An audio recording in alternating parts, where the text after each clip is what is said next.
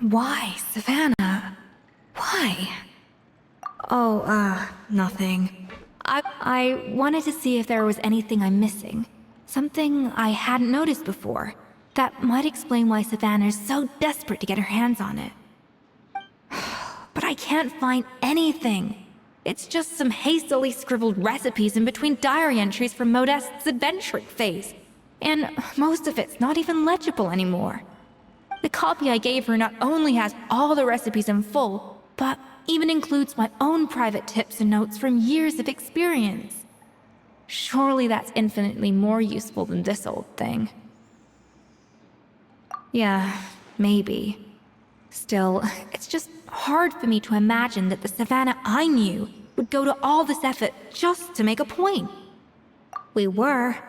At least I always thought we were. She was a little shy, but meticulous with everything and everyone she dealt with. She made a few mistakes here and there, but she was quick to correct them whenever they were pointed out. And she was always striving to improve as a chef. Those qualities are why I recommended her to replace me as head chef. I never imagined for 1 second that she'd cause Fiamma and the other staff so much grief. Well, I mean to an extent, of course. I pushed hard for her to get the role. And the idea that she turned out like this because of me is difficult to come to terms with. I wonder if this is how Modeste felt back when he was writing the Codex. Yes, with his good friend and co-founder of the Hotel de Bois, Savelli. The story goes that after Modeste unveiled his Gâteau de Bois and was hailed as a culinary genius, he was admired and adored by all.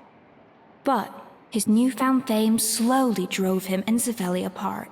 Unlike Modeste, whose every new creation was an instant hit, Savelli seemed to face setbacks every turn. Doors that would swing wide open for Modeste would shut in Savelli's face. And with Modeste being whisked off to all manner of functions by his celebrity friends, he had less and less time to discuss the culinary arts with Savelli. People started gossiping about Savelli, and their relationship between the two gradually soured. Everything came to an abrupt end when Modeste, still in the prime of his life and still hailed as a genius, suddenly died from an acute illness. And that was it. They neither had a decisive split, nor got the chance to properly reconcile. Their story just came to an end. One rumor had it that Savelli actually killed Modeste out of jealousy, even as the latter was hoping to make amends. Unlikely, it's a popular theory, but there's no real basis for it. At least there are no records of Savelli ever being convicted of a crime. Still, beyond a point, there's no way of knowing what truly happened in the past. All we can do is try to make sure the present doesn't quite go as badly. And that's why I have to win this contest tomorrow. Then get the truth about everything that's been going on, even if it means cracking her open like a nut. Really? Well, I like the confidence. Don't let me down tomorrow, then. You better bring your A game.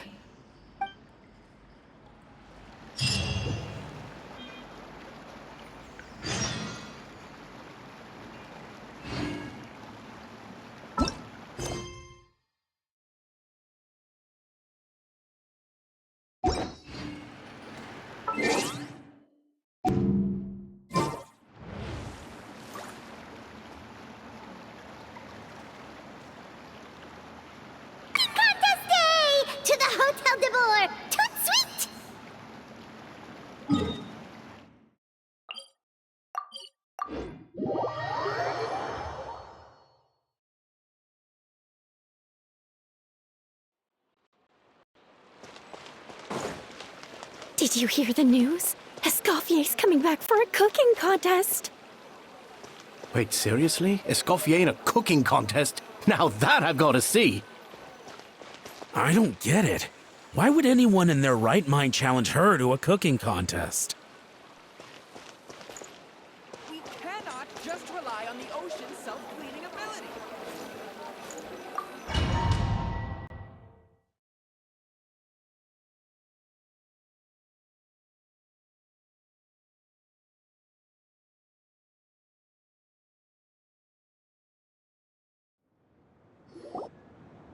Mesdames et messieurs, welcome one and all to the Hôtel de Bord and to this most exciting of cooking contests.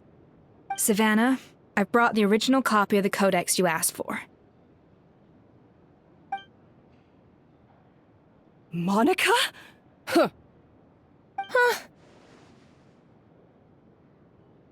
In the interests of fairness, this contest will be conducted in a double-blind format. Once the dishes are complete, they will be sent to the back of the kitchen where they'll each receive a label. The labels will be placed out of sight underneath the plates, only to be revealed after the judges have sampled them and reached a final verdict. This is to ensure that no one will know which dish is made by which contestant. As one of the judges, I promise to be fair and impartial. When my meal got interrupted yesterday, I never thought this is how they'd make it up to me. Getting a seat on the judging panel is a pretty sweet deal. Both contestants have taken their positions. Then, without further ado, let the Hôtel de Bord cooking contest commence!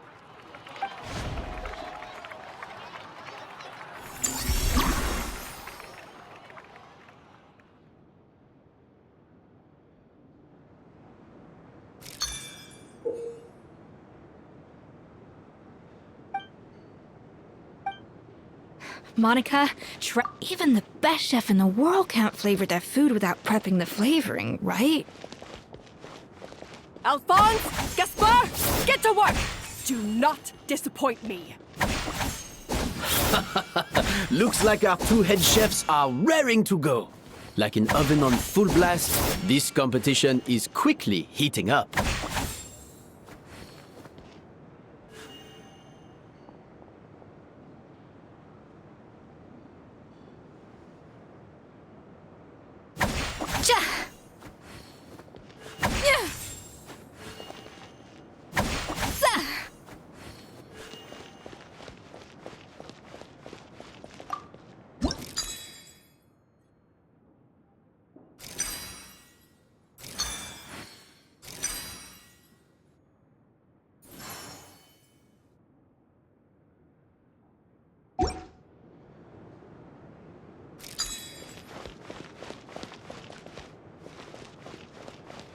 A dash of frosting!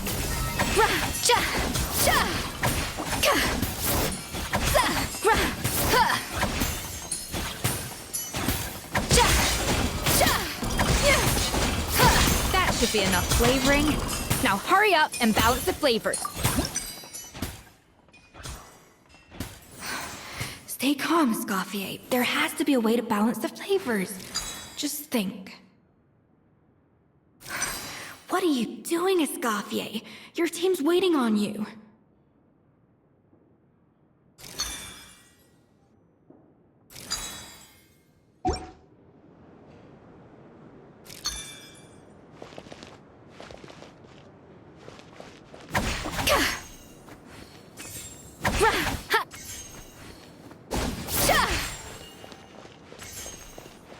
Off to the freezer! Yeah!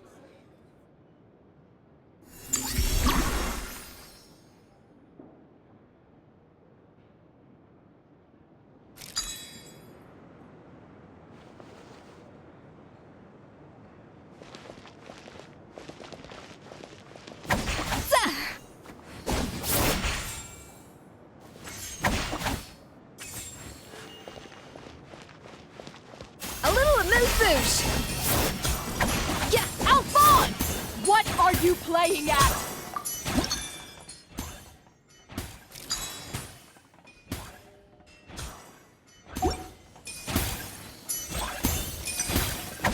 Yes, chef! Oh, The balance of flavors is about right, but the quantity is too low.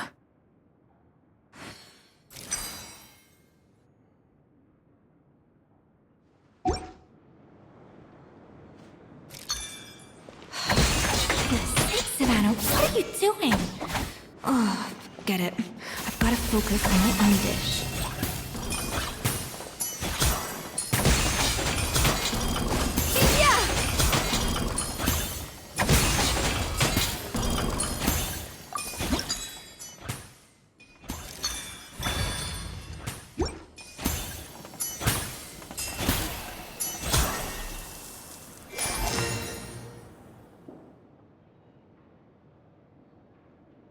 So, what do you think?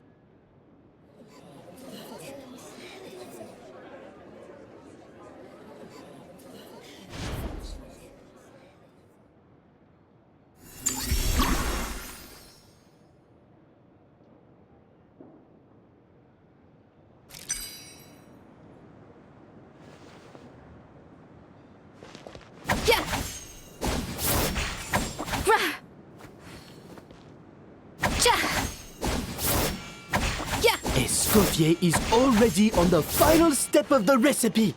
Let's check.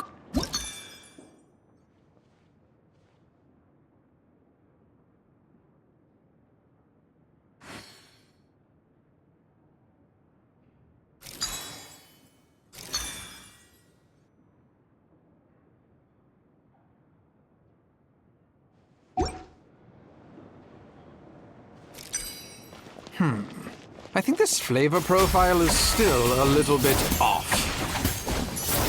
Enough! Oh, useless! Both of you! Make like an egg and beat it! I'll do it myself!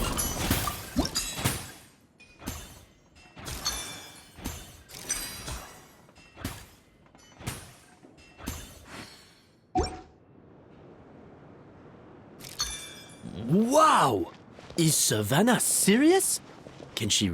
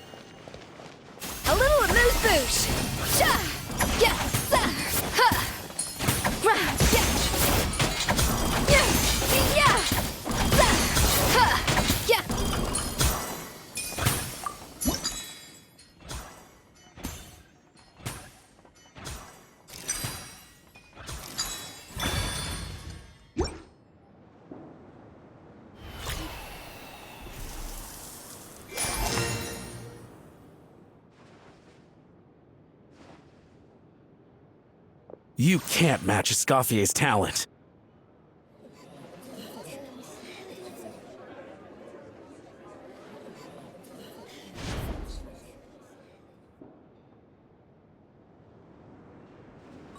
I present to you Gâteau de Bourg.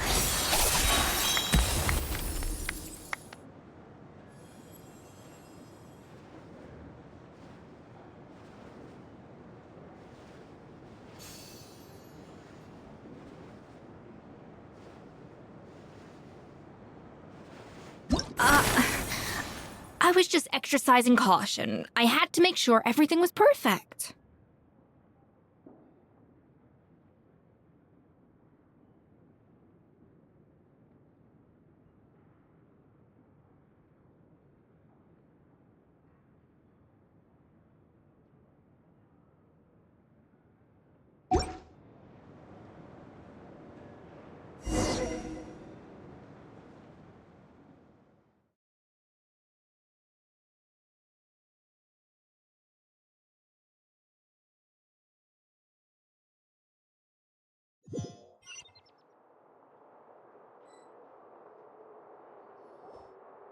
Time's up! Contestants, please take your dishes to the back.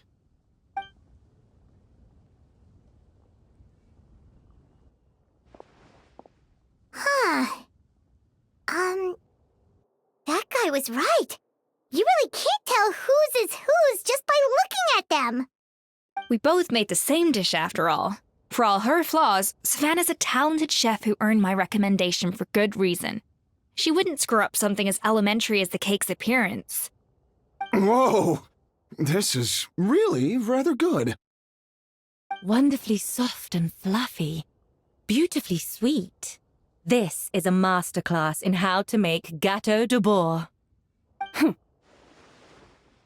I would give this one at least 9.9 out of 10! Only because there's something about the flavor of the base. It's just a little different from the recipe I'm used to. Huh? Really? I couldn't tell.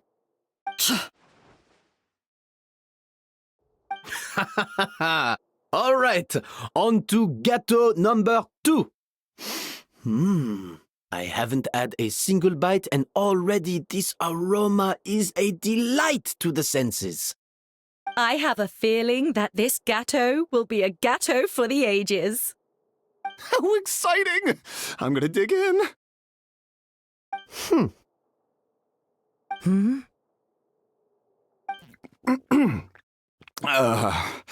I think maybe someone got a little carried away when they were adding the sugar. Not just the sugar, it's the flavors too. This is all over the place. Who made this? It appears the decision is unanimous. This gâteau is far below the standard we would expect. And Paimon thought this might actually be close. Turns out she can't bake to save her life.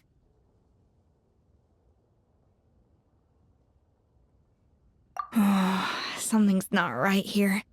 Savannah may not be perfect, but no way is she this sloppy. I can now declare that the creator of the first gâteau has won this cooking contest.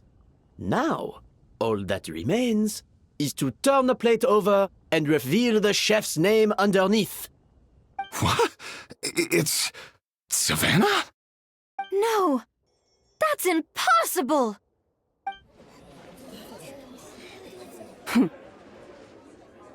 Hey, Savannah! You cheated, didn't you? You cheater!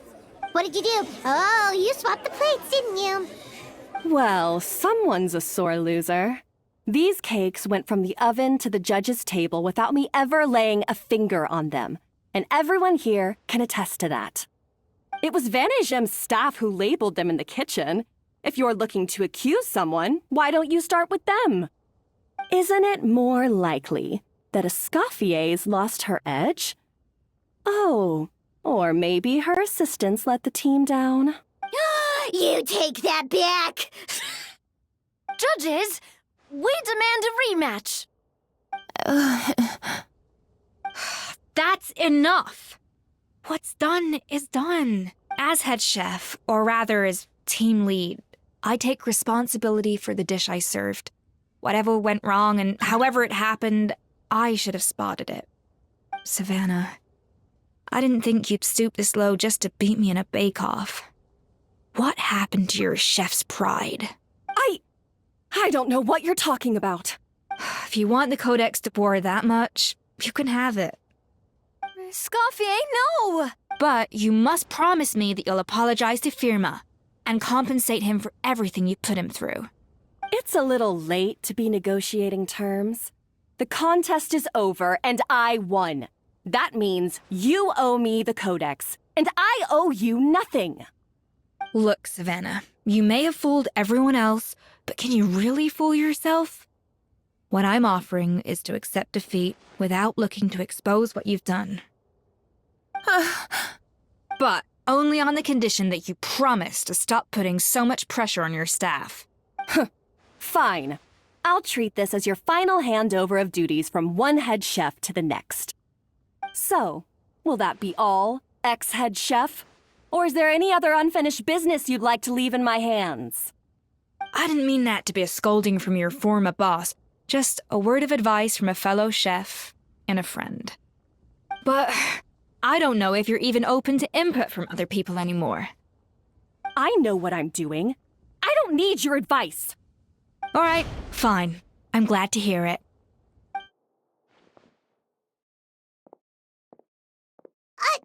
Escoffier! The Codex de Boer! Finally. Now, at long last, I will succeed. Escoffier? How could you let her get away with this? Yeah! The Codex is a souvenir of your time here! Doesn't that mean anything to you? It's all right. It was just a bake-off, not the end of the world. I'm already over it. Besides, it's not all bad. She agreed to compensate Firma. That's mission accomplished for the Spina. Honestly, if I'd have known that giving her the Codex would solve everything, I'd have just done that in the first place. I mean, why bother with the whole cooking contest? It's such a waste of time and energy.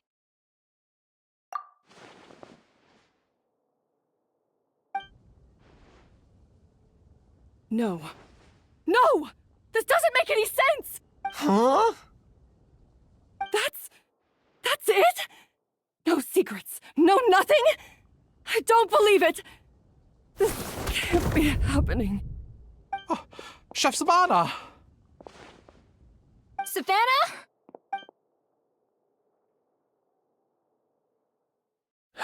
It's nothing life-threatening. Just a lot of pent-up stress and exhaustion. Oh, I knew it. Pent-up stress? The truth is, however hard she might be on the rest of us, the person she puts the most pressure on is herself. Yes, there are nights when she makes us redo things over and over into the wee hours. But for her, it's every night. She'll hide herself away in the kitchen, working on new techniques and recipes, and only realize how long she's been at it when we come to work the following morning. But why? Our best guess is she doesn't want to be seen as less of a chef than a Escoffier. And there it is. Even so, that's no excuse for taking her anger out on the rest of you. Yeah, and it's definitely no excuse for cheating in the cooking contest. About that, we honestly have no idea how she did it. We were focused on our own work the whole time, like she asked. Leone and Algalia were the ones I tasked with labeling the cakes. I've already spoken to them both. They're at a loss to explain it too. Not to worry. Come on, join me downstairs. I'll interrogate the guilty gâteau myself.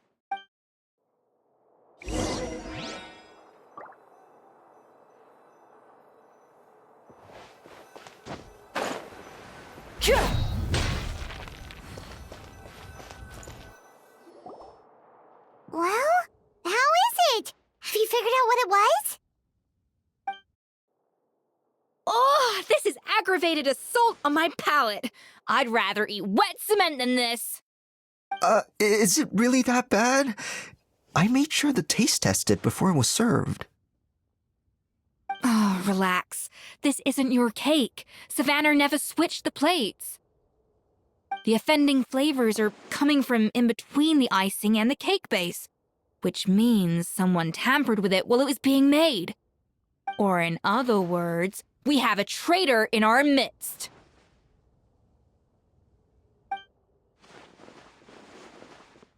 I'm sorry. I was forced into it. It was Chef Savannah. She said if I didn't cooperate, she would...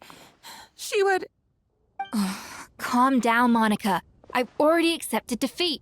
And if I wanted retribution, I would have brought this up when the results were announced. Whatever's going on with you, just spill the beans. I was the one who caused the food safety incident that one time. Food safety? Wait, you mean the Lumaline incident? So you procured the contaminated ingredients? I think so. Savannah and I were on procurement that day. I didn't check everything as well as I should have, and so I let contaminated ingredients make it into the kitchen. But I swear I didn't do it on purpose. I had no idea there was an issue with them, and I didn't know it would end up with Escoffier going to jail. But the last thing I expected was for Savannah to use it as leverage to blackmail me with... This is crazy! So Savannah pressured you into sabotaging Escoffier's cake by threatening to expose your secret if you didn't? I know, it's terrible. I'm so sorry. I was so scared. The thought of Chef Escoffier finding out that I put her in jail, it made me freeze up with fear. I thought Escoffier would hate my guts if she ever found out, and yet somehow that's ended up in me doing something even worse. Seriously? All this fuss over a little slip-up? Huh? Firstly, it's not like I got a life sentence. I did my stint at the fortress, and now I'm out. And secondly, I had my own reasons for leaving the Hotel de Boer. This wasn't the only factor. So you don't need to feel ashamed or frightened or anything like that. Any more than you need to add butter when you're pan-searing foie gras. You mean... you forgive me? Oh, well, I'm not saying you don't have to take responsibility for your mistakes. You should tell Vanagem to mark down your performance for the past few months. Then do some digging and find out exactly where those contaminated ingredients came from. Sure, you've made mistakes, but now's the time to fix them. Understood? Understood. Good. Now, back to Savannah. What about the original codex would compel her to resort to blackmail? I have my suspicions. Not that I've got any proof to back them up, though. Ugh. What happened to me?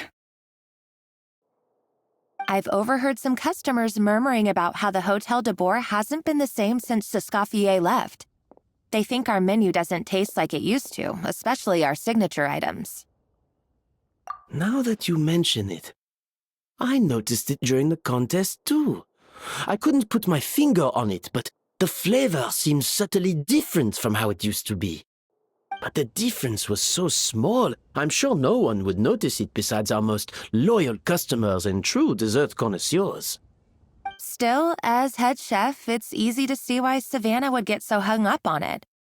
So many times I've seen her make the cake base over and over again, late into the night, determined to match Escoffier's version. But something's always slightly off every time. Yeah, I've noticed that too. Never really gave it much thought, though. Thinking back on it now, it's clear that Savannah's been in a downward spiral ever since Escoffier left. She wants to prove that she can fill Escoffier's shoes. That's gotta be the reason. But after countless setbacks, she's getting more and more unhinged. And at some point along the way, she switched from doubting herself to doubting Escoffier. Doubting Escoffier? For what? Yeah, it would explain why she was bent on getting the original at any cost. She must have thought Escoffier purposely omitted key details from her recipes when she copied them out. Also, she could retain her place as the #1 chef in Fontaine, the only one privy to all the secrets of the trade. Oh, for goodness sake. What a stupid idea. Of course. Then she finally got the codex only to discover that the secret recipes she's been pining for don't exist at all. Seeing how utterly wrong she was must have been a real shock to the system. It probably brought up everything at once. It overwhelmed her, and she passed out. There's still one thing that doesn't make sense, though. If Savannah had the real recipe all along, how come it tasted different? She might not be on the same level as Escoffier, but surely after like 50 attempts, she'd get it right one of those times. You'd think so, but geniuses like Escoffier are in a league of their own.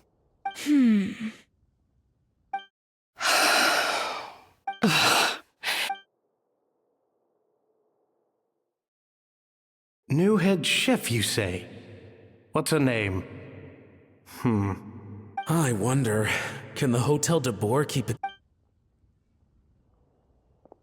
This tastes different from last time. Is it undercooked or something?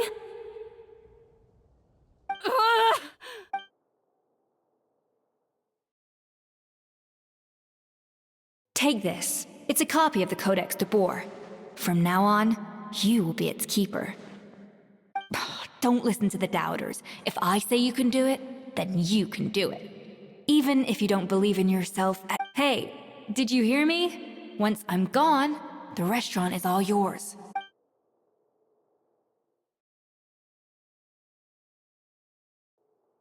All this time, I've been blaming other people, but maybe I'm the problem.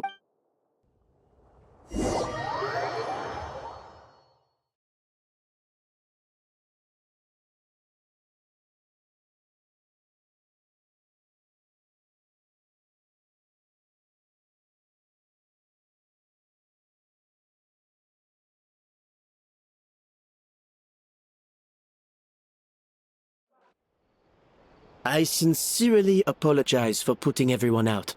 Savannah's awake now, but I don't think she's ready to speak to anyone yet. Let's give her the day to calm down.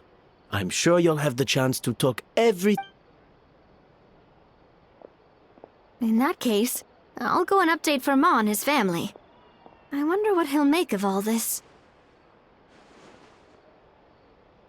So, we'll come back tomorrow then.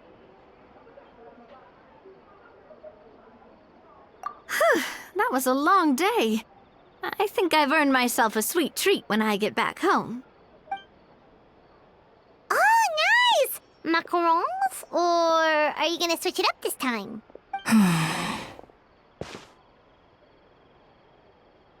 Traveler, how much do you know about the snow-winged goose? Every year they migrate long distances in search of a suitable home. There's always one goose at the front whose job is to lead the flock. Fontaine poets often use the image of that goose to explore the ideas about leadership and genius. They usually imagine someone who's a cut above the rest, but what those poets don't know is that during a migration, the lead goose is always changing. Once the lead goose shows signs of fatigue, it retreats to the back of the flock and allows another goose to take its place. So, the truth is that leadership, with all the responsibilities and pressures that come with it, it's something that everyone takes turns at. But we humans completely miss that fact when we project our own ideas about social hierarchies onto them. I guess what I'm saying is, I don't buy into this notion that there's some sort of gulf between normal and genius. Cooking is a science, not magic. Given the same ingredients, same recipe, and same environment, I see no reason why two different people shouldn't be able to create the exact same dish. Of course, some people have a more sensitive palate than others, and some people are just born bolder or more conscientious. But these are all variables that can be accounted for with time and practice. I'd have no reason to expect so much from others if I believed that perfection can only come from the hands of a genius. The only reason I hold people to high standards is because, well, I believe they're capable of greatness. Okay, I've made up my mind. I'm gonna get to the bottom of why Savannah failed. And come tomorrow, I'll give her the scolding of her life, pointing out all the mistakes she's made along the way. Then she'll finally see the error of her ways.